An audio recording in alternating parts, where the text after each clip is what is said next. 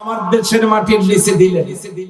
শুধু কি তাই, যে থানায় আমার বাড়ি, যেখানে শহীদ আবু সাইদ ঘুমিয়ে আছেন, ওই জমিনের নিচে 9 কিলোমিটার এরিয়া জুড়ে কয়লা।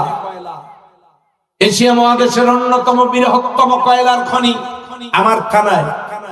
বাংলাদেশের 100 বছরের চাহিদা পূরণ করে এই কয়লা বিদেশে রপ্তানি করা যাবে, বৈদেশিক মুদ্রা অর্জিত হবে, বাংলাদেশের অর্থনৈতিক অবকাঠামো সুগঠিত হবে, বেকারত্ব দূরীকরণ হবে। সেই কয়লা আমার পীরগঞ্জে উত্তোলনের কোনো পরিকল্পনা নেই।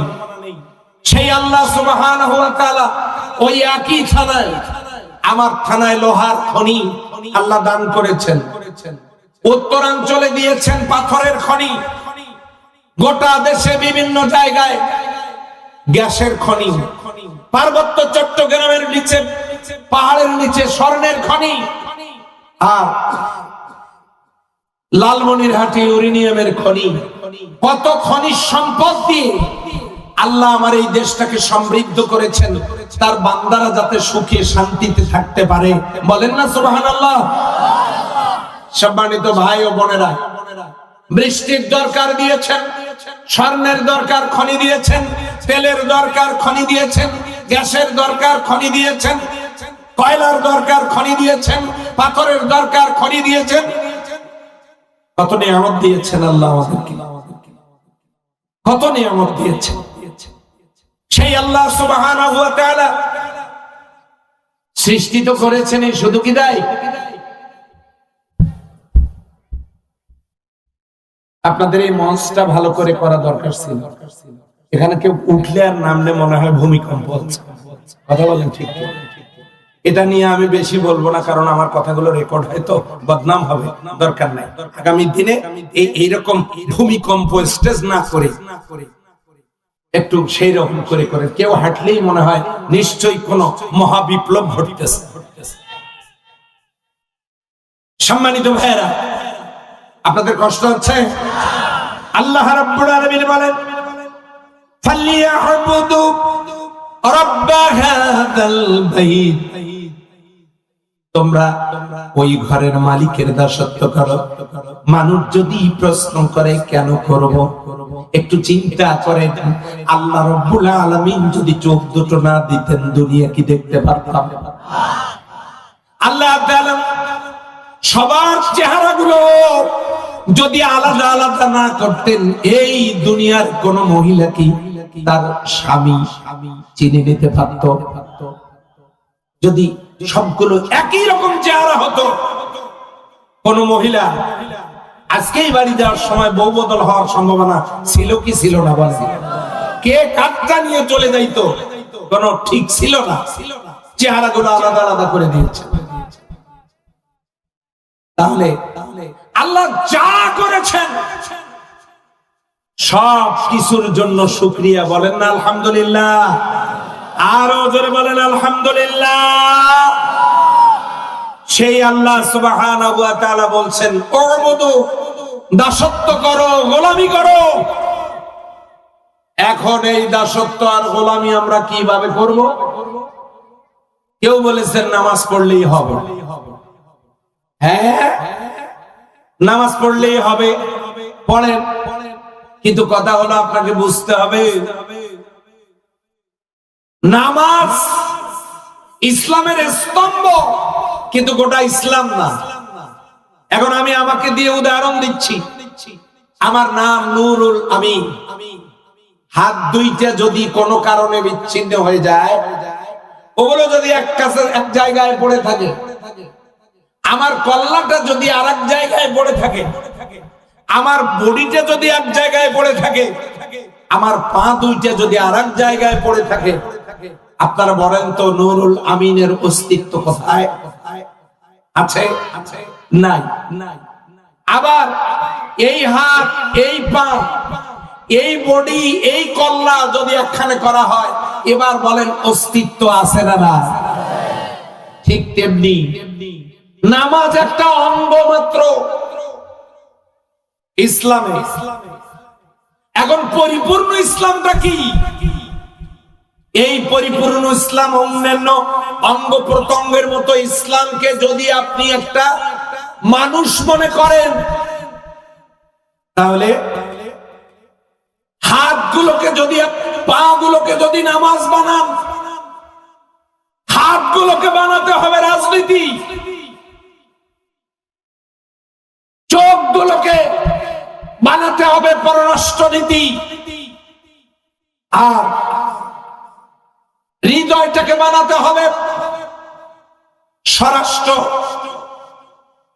মন্ত্রী বা স্বরাষ্ট্রনীতি, আচরণটাকে বানাতে হবে পরিবার সমাজনীতি, এরপরে জ্ঞান গবেষণাকে বানাতে হবে শিক্ষানীতি, এরপর এমনি করে করে রাজনীতি, অর্থনীতি, সমাজনীতি, শিক্ষানীতি, সংস্কৃতি, পররাষ্ট্রনীতি, যুদ্ধনীতি, সন্ধিনীতি, সব কিছু অঙ্গ প্রত্যঙ্গ গুলো মিলে ইসলাম নামক মানুষটা যদি আমরা মনে করি ইসলাম একটা মানুষ, আপনি শুধু নামাজ দিয়ে নামাজকেই যদি ইসলাম মনে করেন, আপনি যদি আমার হাত দুটোকে ইসলাম মনে করেন, তাহলে হাত দুটো যদি কারো থাকে, বডির অন্যান্য কিছু না থাকে, লোকটা কি অসল না সচল? কথা বলে না। সব দুর্বল লোক এই পাশে বসে, আওয়াজ যায় এদিক থেকে আসে, এদিকে কেউ বলে না। আচ্ছা ঠিক আছে, এবার একটু টেস্ট করি।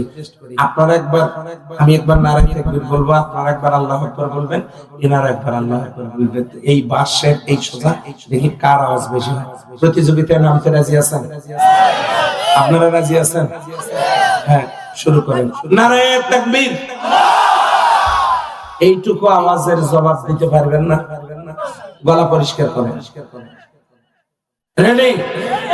নারায়ণ তাকবীর। কোন দিকে আওয়াজ বেশি হয়েছে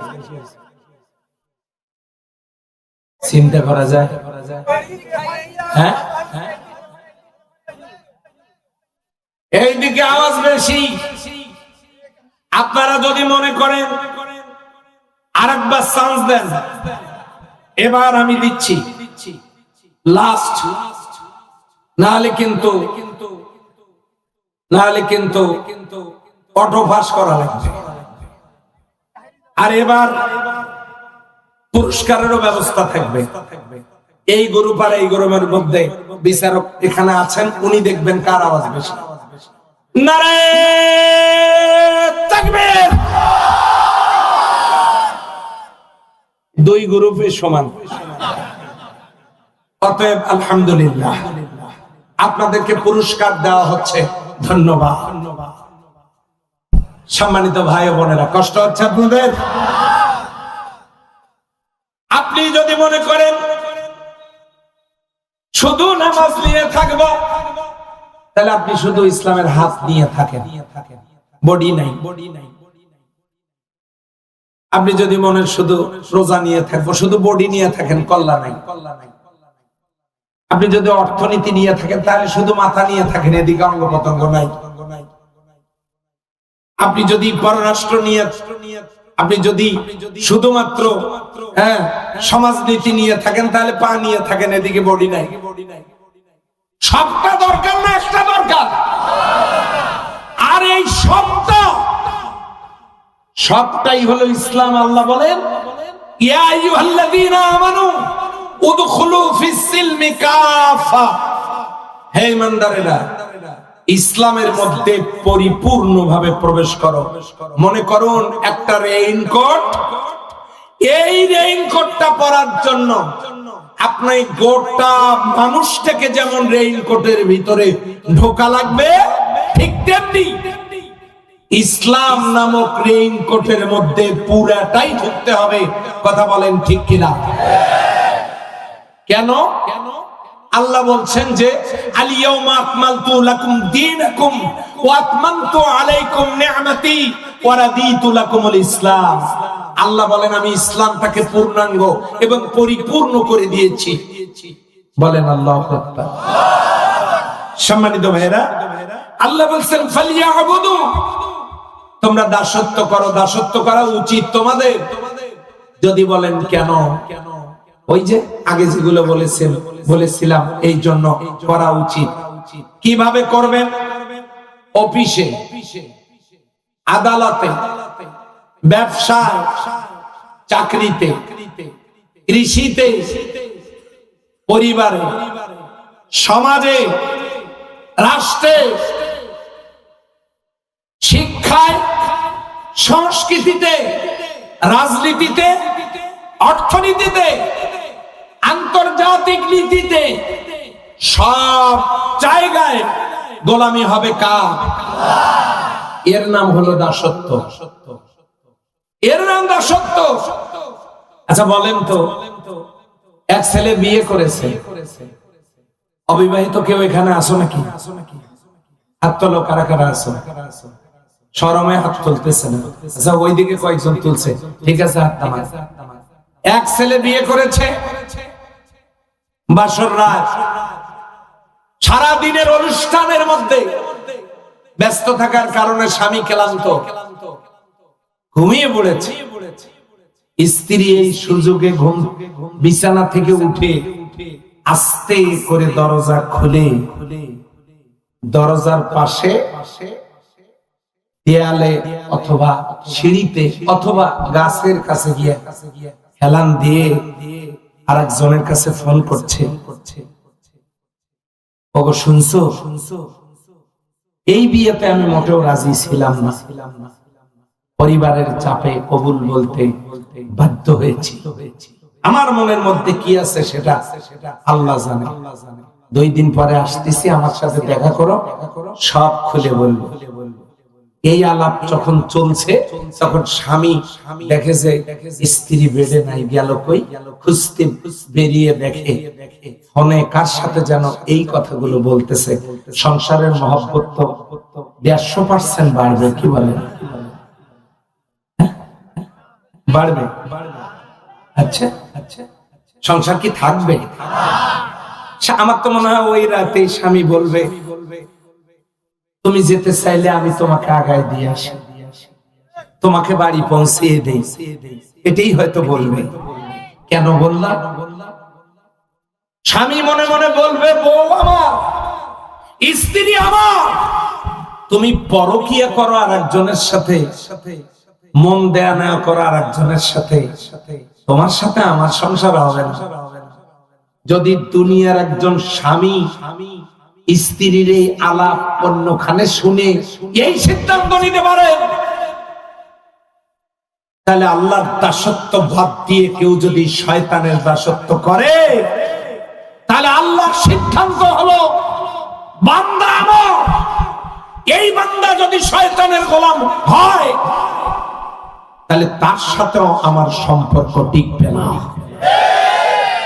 তাহলে জীবনের বাঁকে বাঁকে, সকল মোহনায়, সকল আঙ্গিনায়, সব জায়গায় বলুন গোলামি হবে কার? আরো আওয়াজ দিয়ে বলেন কার? এই আল্লাহর গোলামি হলো ফালিয়াবুদু, দাসত্ব করা। সম্মানিত ভাইয়েরা, আল্লাহ রাব্বুল আলামিন বলেন, রব্ব হাযাল বাইত, রব কে?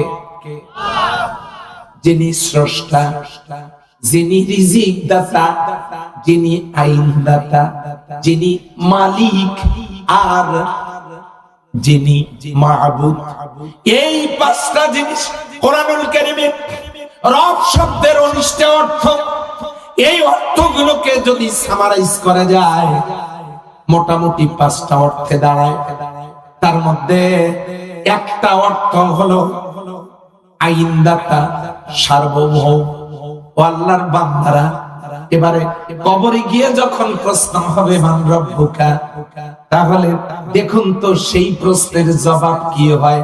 ওখানে নামাজ, রোজা, হজ, যাকাতের প্রশ্ন নাই। ওখানে যদি প্রশ্ন হয় মান রব্বুকা, অর্থ হবে তুমি আইন মেনেছো কার, তুমি সার্বভৌমত্ব মেনেছো কার।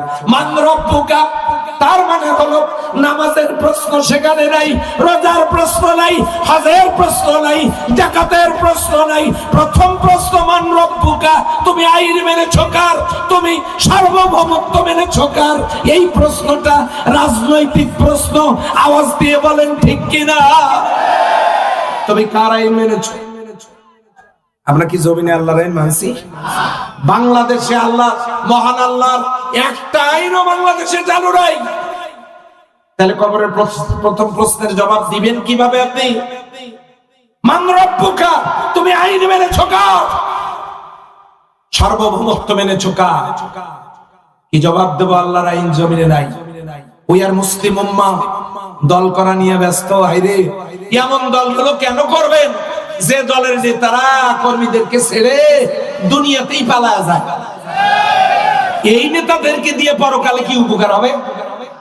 হ্যাঁ, দল করার আগে চিন্তা করবেন না? জিজ্ঞাসা করুন তো ওই দলের নেতাদেরকে, আপনার দল আমি করব যদি গ্যারান্টি দিতে পারেন আপনার দলের মধ্যে কোন লোক দুর্নীতিবাজ নাই। বলতে পারেন না আপনারা? বলবেন না তো, বলবেন না। কেউ কেউ সিঙ্গারা মার্কা কর্মী,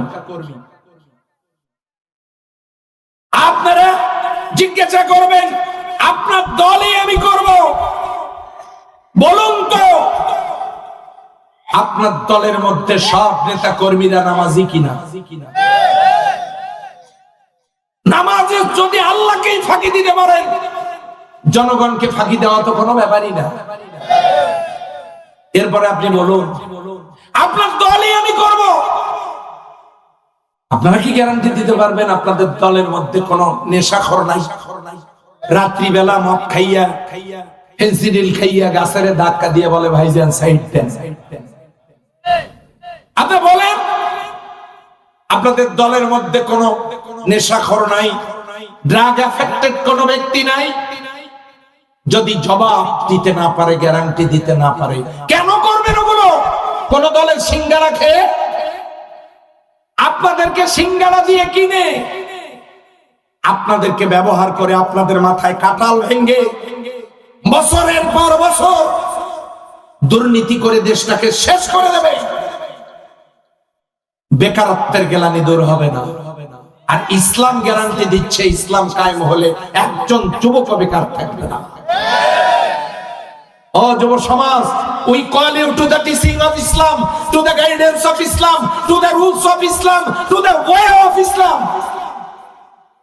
ইসলামের দিকে আসেন, আল্লাহ দুনিয়া এবং পরকালে সম্মানিত করবেন। আমরা সেই দাওয়াত দিচ্ছি। কবরের প্রথম প্রশ্ন রাজনৈতিক প্রশ্ন, মান রব্বুকা, আইন মেনেছো কার, সার্বভৌমত্ব মেনেছো কার? দ্বিতীয় প্রশ্ন, আমার দিনুকা, তুমি কোন দলের লোক? দিন মানে ইসলাম, দিন মানে আখিরাত, দিন মানে জীবন ব্যবস্থা, দিন মানে দল। তুমি কোন আদর্শের লোক, কোন দলের লোক? আমার দিনুকা। এখানেও নামাজ, রোজা, হজ, যাকাতের প্রশ্ন নাই। এই প্রশ্নটাও রাজনৈতিক প্রশ্ন, আমার দিনুকা, তুমি কোন দলের লোক? এখন যদি বলেন আমি তরমুজ পার্টির সেক্রেটারি, আমি নারিকেল পার্টির কেশিয়ার,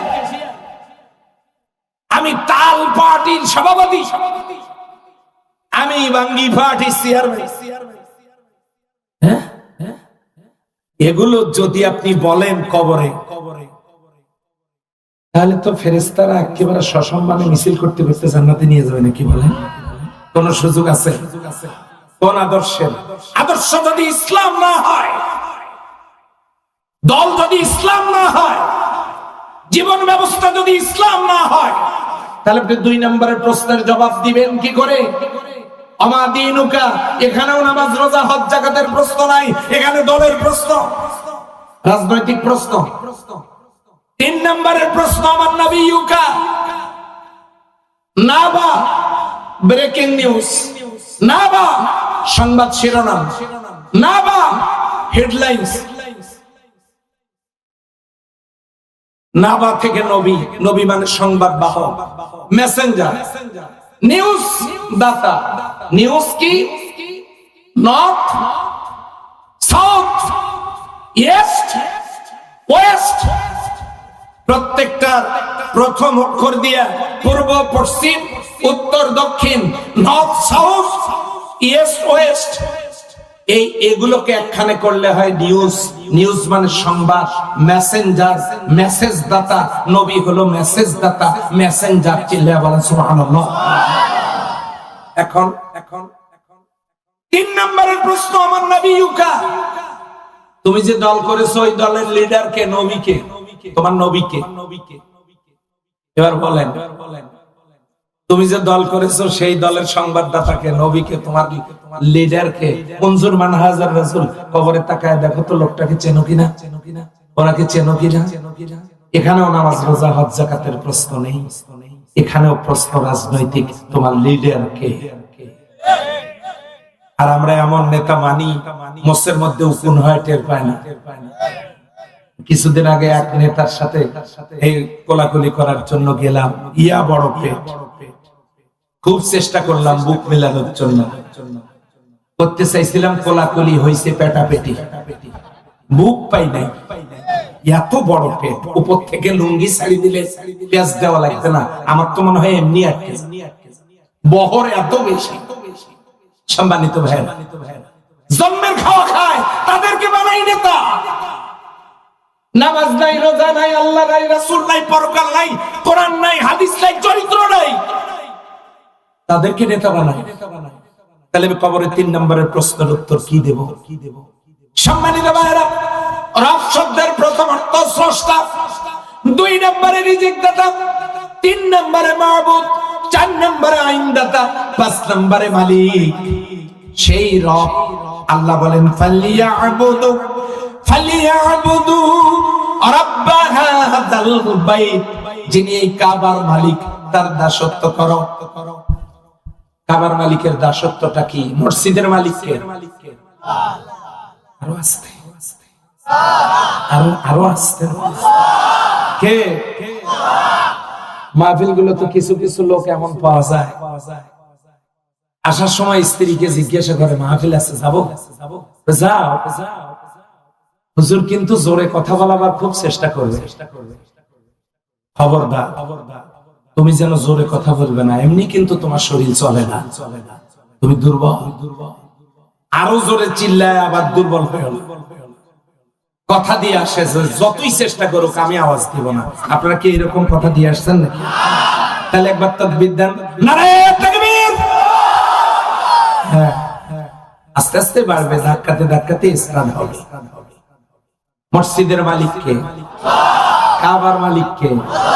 কাবার সভাপতি ছিল আবু জেহেল, কাবার সভাপতি মুতাওয়াল্লি ছিল আবু জেহেল। কাবার মালিক মানতো আল্লাহকে।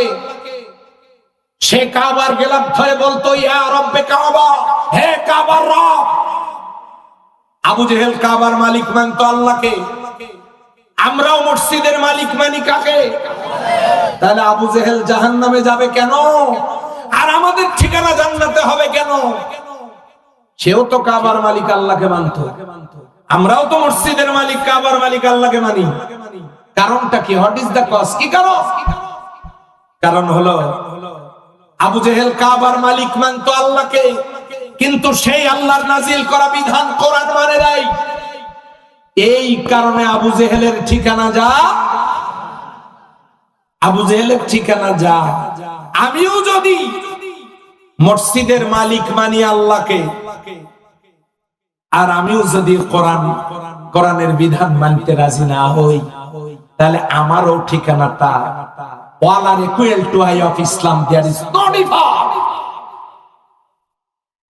আবু জেহেলও যা, দেখা যাবে যে আমিও তা। কথা বলে। এই জন্য রব্ব হাযাল বাইত, কাবার মালিক যিনি, তার দাসত্ব হবে। সেই দাসত্ব হবে এক জায়গায় না সব জায়গায়?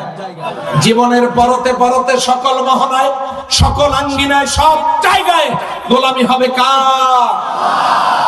এটার নাম হলো ফালিয়াবুদু রাব্ব হাযাল বাইত আল্লাযী আত'আমাকুম মিন জু', যিনি তোমাদেরকে ক্ষুধা লাগলে খাওয়ান, এই মাইকলা কে কে মাইকলা? এটা সৌসুজদা দেয় কেন বারবার? এটা ধরে থাকা লাগে কেন? নিচে কি ওয়েটওয়ালা কিছু লাগানো যায় না? না এখন লাগবে না, আমি ধরেই বাকিটা সারবো। এখন না, এখন না, আমি শুধু বললাম আগামী দিনে মাইকের খুব দরকার হবে, ব্যবসা ভালো করে করো, কাজে লাগবে। ও মাঝে মাঝে সৌসুজদা দিচ্ছে, আমি ধরতেছি আবার। এখন পড়ে গেলে তো ওইটাই এখন ভাইরাল হয়ে যাবে, বক্তার ওয়াজের চাপে মাইক পর্যন্ত পড়ে গেছে। সম্মানিত ভাইরা, কষ্ট হচ্ছে, শেষ করে দিব। লক্ষ্য করো, আল্লাযী আত'আমাকুম মিন জু', যিনি তোমাদেরকে ক্ষুধা লাগলে খাওয়ান। ও আল্লাহর বান্দা বান্দিরা ভালো করে কান লাগান।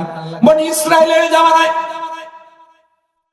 হযরত ঈসা আলাইহিস সালামের কওমের লোকেরা ঈসা আলাইহিস সালামের কাছে এসে বললেন, ওগো নবী ঈসা, ক্ষুধা পিপাসার যন্ত্রণায় কষ্টে মরে যাই, তুমি একটু আমাদের পক্ষ থেকে আল্লাহর কাছে কিছু চাও। ঈসা আলাইহিস সালাম বললেন, আমি চাবো না, তোমরা খসলত পরিবর্তন করো, চরিত্রের পরিবর্তন করো, আল্লাহর গোলাম হও। বনি ইসরাইলের জামানার লোকেরা তারা আল্লাহর দাসত্ব স্বীকার করে যখন নিল, তাদের চরিত্রকে ভালো বানাইলো, চরিত্রকে নিয়ন্ত্রণ করলো, কন্ট্রোল করলো। আল্লাহর নবী ঈসা আলাইহিস সালাম ডাক দিয়ে বলেন, ও কওমের লোকেরা, তোমরা যদি আল্লাহর কাছে কিছু পেতে যাও তাহলে হাত তোলো। এবারে হাত তুলে বলা হলো, রব্বানা আনসিলনা মাইদাতাম মিনাস সামা, হে আল্লাহ, আমাদের জন্য আপনার পক্ষ থেকে মায়দা প্রেরণ করুন। মায়দা শব্দের অর্থ হলো খাদ্য ভর্তি প্যাকেট, খাজানসি বলা হয়, খাদ্যের প্যাকেট বলা হয়। আল্লাহ রাব্বুল আলামিন দোয়া কবুল করে নিয়া হযরত ঈসা আলাইহিস সালামের কওমের জন্য যখন তারা বলেছিল, আল্লাহুম্মা রাব্বানা আনজিল আলাইনা মাইদাতাম মিনাস সামা, হে আল্লাহ, আসমান থেকে আমাদের জন্য খাবার পাঠাও। এই কথা বলার পর আমার আল্লাহ ওই কওমের জন্য আসমান থেকে প্যাকেট করা খাবার তাদের জন্য পাঠায় দিয়েছেন। জোরে বলেন সুবহানাল্লাহ। প্যাকেটের মধ্যে কি ছিল? প্যাকেটের মধ্যে ছিল পাখির ভুনা গোশত আর বিরিয়ানি। পোলাও ছিল, পাখির ভুনা গোশত ছিল, প্যাকেট। এক একজনের জন্য 3টা করে, সকাল দুপুর রাত খাইতে পারত। ও আল্লাহর বান্দা বান্দীরা, বনি ইসরাইলের জামানার লোকেরা দোয়া করেছিল, আমার আল্লাহ রব্বুল আলামিন একদিন 2 দিন নয়, বছরের পর বছর আসমান থেকে খাবার তাদেরকে পাঠিয়ে দিয়েছিলেন। আওয়াজ দিয়ে বলুন তো, সেই আল্লাহ এখনো চিরঞ্জীব হিসাবে, সেই আল্লাহ চিরন্তন শাশ্বত সত্তা হিসাবে আজও মওজুদ আছে না? না, তিনি কি এখন দিতে পারেন না? পারেন না? আল্লাহ রাব্বুল আলামিন বলেন সূরা আরাফের 96 নম্বর আয়াতে আল্লাহ রাব্বুল আলামিন বলেন, আলাউ আন্না আহলাল কুরা আমানু ওয়াত্তাকাউ লাফাতাহনা আলাইহিম বারাকাতিন মিনাস সামাই ওয়াল আরদ। জাতির লোকেরা ঈমান আনার পর যদি তাকওয়ার নীতি অবলম্বন করে, আমার বিধানগুলো তারা যদি মেনে নেয়, জমিনে কায়েম করে, আমি তাদের রব আকাশ আর জমিনের বরকতের দরজা তাদের জন্য খুলে দেব। ওয়াদাল্লাহু হাক্কান, আল্লাহর ওয়াদা সঠিক। ইন্নাল্লাহা লা ইয়াখলুফুল মিআদ, তিনি তার ওয়াদা খেলাফ করেন না। আন্নাল কুওয়াতা লিল্লাহি জামিআ, সমস্ত ক্ষমতা তার হাতে। ফাআলুল লিমা ইউরিদ, তিনি যা ইচ্ছা তাই করেন।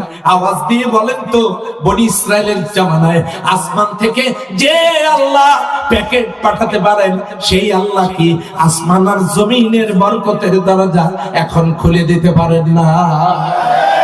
পারেন? যদি পারেন তাহলে দাসত্ব হবে কার? এটা মনে রাখতে হবে। পৃথিবীতে এত ভাষা নেই,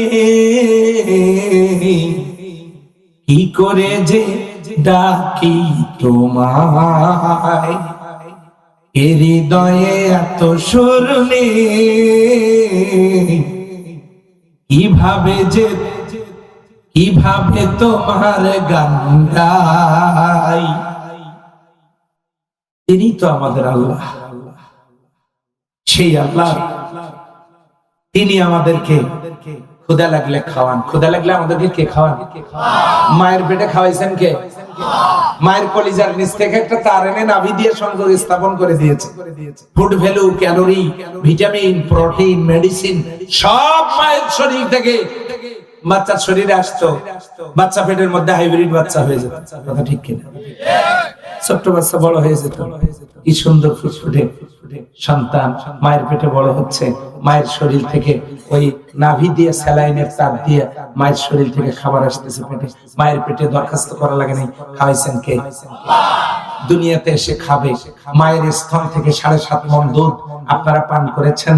ওই দুধটা যে স্তনের বাটে মুখ লাগায় পান করেছেন, ওই বাটটার ভিতরে 32টা ছিদ্রের ব্যবস্থা কে করে দিয়েছেন? ওইখানে যদি ছিদ্র একটা হতো আর অসুখ বিসুখ অথবা জাম লেগে ওই ছিদ্র যদি বন্ধ হয়ে যেত, বাচ্চা দুধ পাইতো না, মরে যেত। তখন রেড কাউ খাওয়ান লাগতো। রেড কাউ মানে কি? রেড মানে লাল, কাউ মানে গরু। গরুর দুধ খাইয়া বড় হইলে বাচ্চার বুদ্ধি কার মতো হইতো? আস্তে কর, কেউ শুনলে মাইন্ড করবে। ওটা রেড কাউ না রেড ডগ জানেন কিভাবে? কাজেই মায়ের স্তন থেকে পান করা দুধের বাটে অসুখ বিসুখে যাতে একটা ছিদ্র বন্ধ হয়ে গেলেও বাচ্চার দুধ বন্ধ না হয়, ওইটুকুন জায়গায় 32টা ছিদ্রের বন্দোবস্ত কে করে দিয়েছেন? আল্লাযী আত'আমাহুম মিন জু', যিনি ক্ষুধা লাগলে খাওয়ান। দোলনায় যে বাচ্চা, সেই বাচ্চা কি মিছিল করে নাকি? আমাদের দাবি মানতে হবে, দুধ পান করাতে হবে, নইলে বাড়ি থাকবো না, এই মিছিল কে করে? ছোট্ট বাচ্চার মুখের ভাষা উম্মা, উম্মুন মানে মা, মা বলে ডাক দেয়। মায়ের কলিজার সাথে কানেক্ট করা আছে, কানেক্ট করা আছে। যেই না বলে উম্মা, মা রান্নাঘরে, মা আঙ্গিনায়, মা বাথরুমে, মা গোসলখানায়, যেখান থেকে বাচ্চার কণ্ঠের আওয়াজ পায় কলিজায় টান পড়ে যায়, চ্যানেল অন হয়ে যায়, ওখান থেকে দৌড় দিয়ে এসে বাচ্চা কোলে নিয়ে মা যখন স্থানে মুখ লাগায় দেয়, মায়ের স্তন থেকে দুধ পান করে মায়ের কোলে বাচ্চা হাত পা হাঁটতে থাকে আর বুঝাতে থাকে হুররে পেট ভরছে। আপনাদের এলাকার বাচ্চারা ওরকম নাও করতে পারে, শিক্ষিত বাচ্চা তো নাকি? হ্যাঁ, মায়ের স্তন থেকে দুধ পান করার পর পেট যখন ভরে হাত পা নাড়া করে খেলতে থাকে, হাসতে থাকে, তার মানে আমি জিতে গেছি, আমি খেয়েছি, এখন আমার মধ্যপ্রাচ্যে শান্তি আছে। তার মানে আমার পেট এখন টইটুম্বুর, আমি অনেকক্ষণ খেলতে পারবো, লাস্টিং করতে পারবো। এই ব্যবস্থা কে করে দিয়েছে? ক্ষুধা লাগলে খাওয়ান কে? আপনারা মনে করেন নেতারা খাওয়ায়? নেতারা সিঙ্গারা খাওয়ায় 1000 কোটি টাকার মালিক হয়। কথা ঠিক কিনা? নেতারা আপনাদেরকে চা খাওয়ায়, বিস্কিট খাওয়ায় 1000 কোটি টাকা আত্মসাৎ করে, তারা বিদেশে বাড়ি বানায়, জায়গা জমি কেনে, আর আপনারা একটা ডাক দিলেই চলে যান। এটার পরিণতি কি? আলেম ওলামাদের কাছ থেকে জেনে নেবেন, কঠিন পরিণতি। সম্মানিত ভাইরা, আল্লাযী আত'আমাহুম মিন জু', তিনি ক্ষুধা লাগলে খাওয়ান। তাহলে বলেন তো, আমাদের যত ক্ষুধাই থাকুক না কেন, আমাদের ক্ষুধা পূরণ করেন কে? আল্লাহ। এই জন্য তার দাসত্ব করা দরকার। এরপরে আল্লাহ রাব্বুল আলামিন বলছেন ওয়া আমানাহুম মিন খাউফ, ভয় লাগলে নিরাপত্তা দান করেন। এটা কোন ভয়, কোন রকমের ভয়? নিরাপত্তা কি জিনিস লক্ষ্য করুন। হযরতে ইব্রাহিম আলাইহিস সালাম আগুনের ভিতরে, জিবরিল আমিন সাহায্য সহযোগিতা করতে চাইলেন। হযরতে ইব্রাহিম আলাইহিস সালাম বললেন, আল্লাহ তো জানেন তার গোলাম কোথায়, আমার বন্ধু, তিনি তো জানেন তার বন্ধু কোথায়, আমি তোমার সাহায্য নেব কেন? জিবরিল আমিন গিয়ে রিপোর্ট করেন, রব্বুল আলামিন আপনার খলিল, আপনার বন্ধু আমার কাছ থেকে সাহায্য চায় না, আপনি নিজেই নাকি তার জন্য যথেষ্ট। আল্লাহ তাআলা বলেন, তাই তো হওয়ার কথা, সে তো আমার বন্ধু। ইয়া নারু কুনি বারদাও ওয়া সালামান আলা ইব্রাহিম। আল্লাহ আগুনকে বলে দিলেন, আমার বন্ধুর জন্য ফুল বাগান হয়ে যাও, আরামদায়ক হয়ে যাও। হইছে না হয় নাই? হ্যাঁ, ভয় লাগলে নিরাপত্তা দেন কে? আমার ভাইরা, মুসা আলাইহিস সালাম পিছনে ফেরাউন সৈন্য, সামনে নদী, দেখে বলতেছে, আল্লাহ যত ঈমানদার তাদেরকে নিয়ে আমি এসেছি, আজকে যদি সবাই মারা যায়, দুনিয়া থেকে যদি সবাই বিদায় নিয়ে চলে যায়, কালকে আর তোমারে কেউ ডাকবে না, কেউ সেজদা দেবে না। আল্লাহ, ও আমার দয়াময় আল্লাহ, মাতা নাসরুল্লাহ, আপনার সাহায্য কোথায়? আল্লাহ বলেন, ওয়ামা তিলকা বিয়ামিনিকা ইয়া মূসা। ও মূসা, তোমার হাতে ওইটা কি? মূসা আলাইহিস সালাম বলেন, আসায়া, আমার লাঠি। মূসা আলাইহিস সালামকে বলা হলো, ইজরিব বিআসাকা, তুমি তোমার লাঠি দিয়ে আঘাত করো, নদীতে আঘাত করো। নদীতে আঘাত করার দায়িত্ব পালন করেছেন হযরতে মূসা আলাইহিস সালাম। নদীর ভিতর দিয়ে ব্রিজ বানানোর দায়িত্ব পালন করেছে আমার আল্লাহর কুদরতি ইশারা। বলেন কথা ঠিক কি না? বিশ্বনবী সাল্লাল্লাহু আলাইহি ওয়াসাল্লাম বদরের ময়দানে মাত্র 313 জন সাহাবী সাহাবাজ বাইনকে নিয়ে বদরের ময়দানে আল্লাহর হাবিব আর 1000 সুসজ্জিত সন্ত্রাসী কাফের সৈন্যরা মুসলিমদেরকে নিশ্চিহ্ন করে দেওয়ার জন্য তারা নেমে পড়েছে। সম্মানিত ভাইরা, আমার মা বোনেরা, ভালো করে কান লাগান। আল্লাহর হাবিব সিজদায় পড়ে কাঁদতেছেন, ডেকে ডেকে বলতেছেন, আল্লাহ, দুনিয়ার কোন মানুষ তাদের শক্তি দিয়ে যুদ্ধে বিজয় লাভ করতে পারে নাই। আমি ঈমানদারদেরকে নিয়ে ক্ষুদ্র একটা কাফেলা নিয়ে ময়দানে হাজির। রব্বুল আলামিন, মাতা নাসরুল্লাহ, আল্লাহ সাহায্য কোথায়? আল্লাহ তাআলা বদরের যুদ্ধে মুসলমানদেরকে সাহায্য করার জন্য 1000 মতান্তরে 3000 ফেরেশতা আল্লাহ পাঠিয়ে দিয়েছে। আল্লাহ রাব্বুল আলামিন বলেন, ইন্নাল্লাযীনা ক্বালু রাব্বুনাল্লাহু সুম্মা ইসতাকামু তাতানাসসালু আলাইহিমুল মালাইকা। যারা বলবে আল্লাহ আমার রব, এই কথার উপরে ইস্তেকামত থাকবে, প্রয়োজন যদি হয় আসমান থেকে ফেরেশতা নাজিল করে আমি তাদেরকে সাহায্য করব। 5 তারিখে সাহায্য দেখেন নাই? দেখেন নাই? আমি তো নিজেই দেখেছি, আল্লাহর সাহায্য নিজেই দেখেছি। বাংলাদেশে পর্যন্ত কোন আন্দোলন, লড়াই, সংগ্রামে দেশের সকল মানুষ একসাথে ঐক্যবদ্ধ হতে পারে নাই, কিন্তু কোন রাজনৈতিক দল ছাড়াই, কোন দলীয় পৃষ্ঠপোষকতা ছাড়াই আমার দেশের ছোট্ট ছোট্ট কিশোর, তরুণ, যুবকেরা, ছাত্র ছাত্রীরা কেমনে যেন সবার মন এক রাতে এক কিনি এক হয়ে গেছে। দাবি একটাই, অন্য কোন দাবি নেই, পদত্যাগ করতে হবে। আল্লাহ বলছে, পদত্যাগ দিয়ে কি হবে? দেশ ত্যাগ করতে হবে। দেখেছেন নামার দায়িত্ব পালন করেছে শিশু কিশোরেরা, বিজয় দেওয়ার দায়িত্ব পালন করেছেন। আওয়াজ দিয়ে বলেন কে? সে আল্লাহ আছেন না? সন্দেহ আছে? আল্লাহ বলছেন ওয়া আমানাহুম মিন খাউফ, ভয়ে আমি নিরাপত্তা দান করি। আমাদের দায়িত্ব হলো এই কোরআনের সমাজের জন্য ঐক্যবদ্ধভাবে একটা সংগঠনের অধীনে যে দল কোরআনের সমাজ প্রতিষ্ঠা করতে চায়, আমি কোন দলের নাম নিব না, বাংলাদেশে বহু দল, যারা চায় কোরআনের সমাজ প্রতিষ্ঠা করতে, একটা দলের অধীনে সংঘবদ্ধ হয়ে মাঠে নামার দায়িত্ব আমাদের, বিজয় নেওয়ার দায়িত্ব কার? কেমনে? এই মাঠ পরিষ্কার করবেন, ঝাঁটা দরকার। এই ঝাঁটা বানাতে গিয়ে বাঁশের কাঠি দরকার। অনেকগুলো বাঁশের কাঠি একখানে করলে তাকে ঝাঁটা বলে না, এর পিছনে একটা বাঁধন লাগে।